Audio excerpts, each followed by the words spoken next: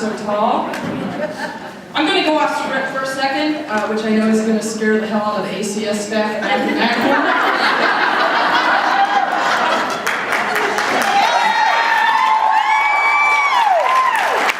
First of all, most important, can I have Michelle and Brenda stand, please?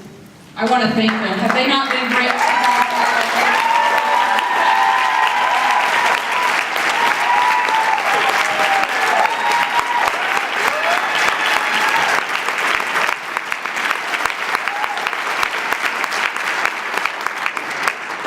I can say on behalf of Lexi and myself that we are honored to follow in their footsteps.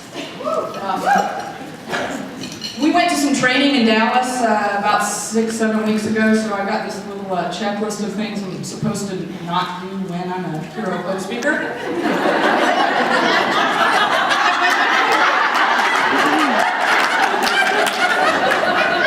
Spit out gum.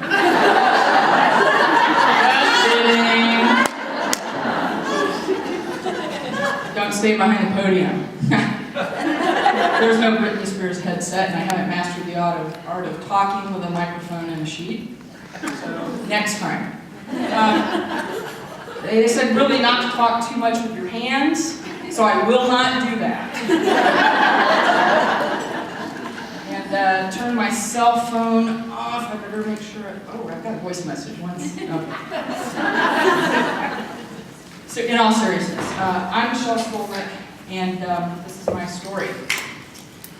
In my high school physics class, I learned about Newton's third law of motion, and it states very simply the following.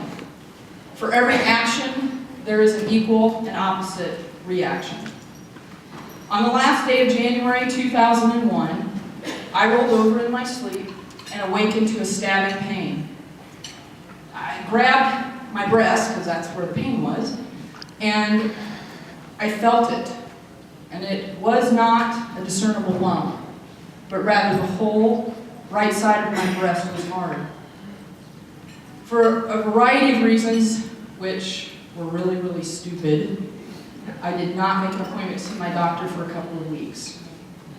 Action. I found something suspicious and painful. Reaction. Compartmentalized it, which I've done for self-preservation for many, many years. Procrastinate, which I mastered in kindergarten. And up to the very minute I wrote this speech. And denial, which is what I do when procrastination and compartmentalization don't work. Because other people get cancer, right? For every action, there is an equal and opposite reaction. So there I was on the first Friday of March 2001, lying supine on the shiny and very cold metal table in the small, well-lit procedure room in the oncology surgeon's office.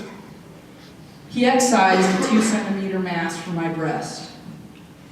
I was laying there and looking up into the surgeon's eyes as he peered down at me, and I asked, "It's not good, is it?" One word, no. I asked him not to tell me anymore, stitch me up, and go get my folks from the waiting room. When my mom and dad entered the room from behind me, I was still lying on the table, on my back, covered by the sterile white surgical sheet. Felt my mom, grabbed my hand, and I asked the surgeon to tell us, please. It was precisely at 12:15 p.m. when he said those words that I dreaded but knew already: "You have cancer." I was grateful then and remain so to this day that I could not see my parents' face when he uttered those words. I could hear my mother trying to hold back sobs, and my dad sniffling. Action. Cancer was trying to steal my life. Reaction. I don't want to die. For every action, there is an equal and opposite reaction. And so my journey began Actions countered by equal and usually bigger and opposite reactions. 5 days later, I had my 1972 National Geographic centerfold pendulous breast removed.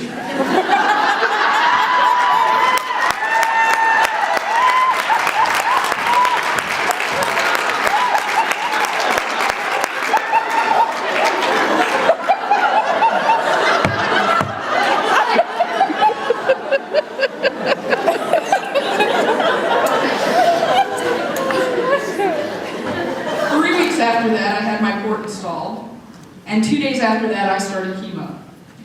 And after 6 months of carpet bombing my body with poison to kill any cells that might have broken free from 5 cancer-ridden lymph nodes, I endured 7 weeks of radiation. Now this was followed by 5 years of tamoxifen and 5 more years of Femara. And I want to make sure that everybody in this room knows that that drug tamoxifen that I took for 5 years was discovered by research funded by our American Cancer Society.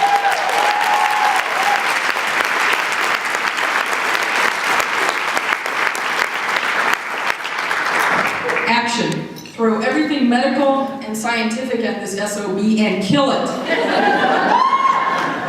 Reaction. Well, there were 2 actually. Reaction number 1, with every treatment, I was adding up the percentages that each protocol was increasing my chances for survival.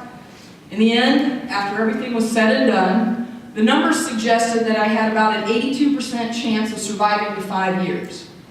If you can't tell already, I'm a bit of a numbers and technology geek, so carving this up into a fancy little, easily understandable spreadsheet, color-coded for my viewing pleasure,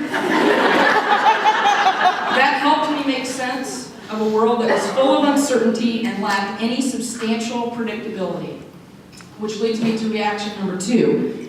Some of you are going to be able to relate to this. As is customary for women receiving the breast cancer cocktail of adriamycin and Cytoxan, every hair on my body fell out, except for the ones between my knees and my ankles, which meant I still hadn't shaved my legs that summer.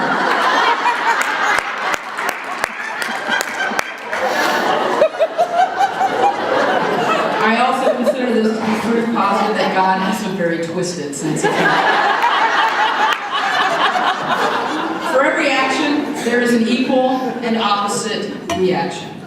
So that's the clinical part of my story, but the really important one is a single event that happened 3.5 months into my journey.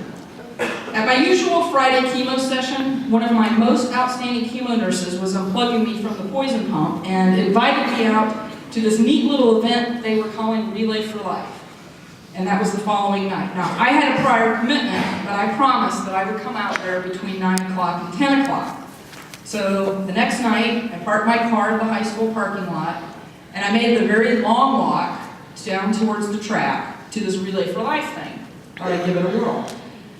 As I got closer, what I heard was the deafening sound of silence, pierced only by the recitation of names, in memory of, in honor of, in celebration of, one by one, in a somber and deliberate pace. They were reading the names of people who had battled cancer. I knew some of those people. And at that very moment, I had an epiphany that I was now part of something much bigger than I could truly understand at that time. I was part of a community of people bound together by their collective desire to eradicate this insidious disease before it claims another mother, father, sister, brother, aunt, uncle, boyfriend, girlfriend, husband, wife, anybody. Action. Cancer tries to take a hold of your life and turn everything upside down. Reaction. You find a way to give back and pay it forward by joining a family that welcomes you with open arms and yet fervently hopes that someday nobody ever needs to join this clan. For every action, there is an equal and opposite reaction. So I stand here before you today, honored and truly humbled to be a part of this amazing family, this Relay family.